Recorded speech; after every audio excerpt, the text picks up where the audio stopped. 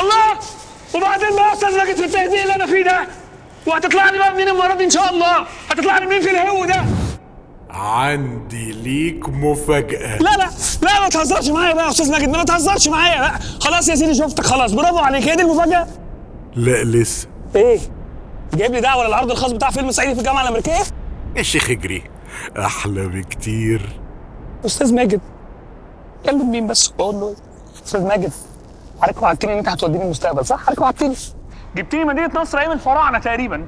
هو ده في المستقبل بعد ما العالم انتهى ولا ايه؟ هي كانت صحراء سنة 99، النهاردة بقت تاج سيتي، فلو عايز ترجع غمض عينيك وافتكر كل ذكرياتك يا علوة.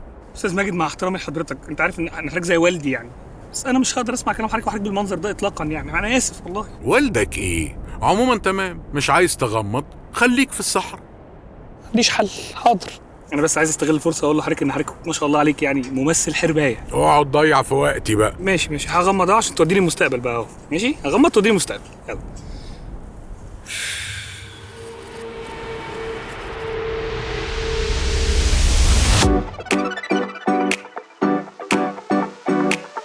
عندي ليكم مفاجأة. أنا كنت في رحلة حلوة قوي وعايز أحكي لكم عليها. بصرف النظر يعني ما حدش فيكم عبرني ولا بعت يسأل أنا كنت فين، بس أنا برضه هقول لكم بسرعة عشان صحابي عندي وعايز ألحق أقعد معاهم. الرحلة اللي أنا كنت فيها كانت سريعة بس كان تأثيرها عليا كبير قوي. ملخصه إن اوعوا تخلوا الحياة والشغل ينسوكوا كل حاجة حلوة عشتوها. اتجمعوا مع أصحابكم وروحوا الأماكن اللي جمعتكم زمان، وارجعوا بقى اعملوا الحاجات اللي كنتوا بتعملوها مهما كانت بسيطة. اخرجوا عشان تلعبوا وتتبسطوا، مش عشان تمسكوا موبايلاتكم، عشان صدقوني الدنيا بره شاشة التليفون أحلى بكتير. باي باي. الشاي ولا بنك الحظ؟